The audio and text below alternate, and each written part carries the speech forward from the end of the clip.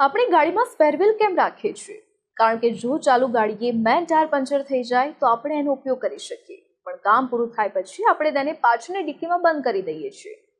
અફસોસની વાત એ છે કે આજકાલ સંબંધોમાં પણ લોકો સામેવાળાની સ્ટેપની એટલે કે બેકઅપ પ્લાન સમજી રાખે છે.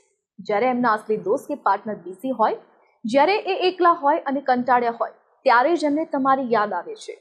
એ સરસ મીઠી મીઠી વાતો કરશે અને તમે પાગલની જેમ ખુશ થઈ જશો. પણ જેવો એમનો મૂડ સારો થશે અથવા એમનો મેન માણસ પાછો આવી જશે એટલે તમે પાછા ડિક્કીમાં બંધ. સાયકોલોજી કહે છે તમે એમના માટે પ્રાયોરિટી નથી, તમે બસ એમનો ટાઈમપાસ છો.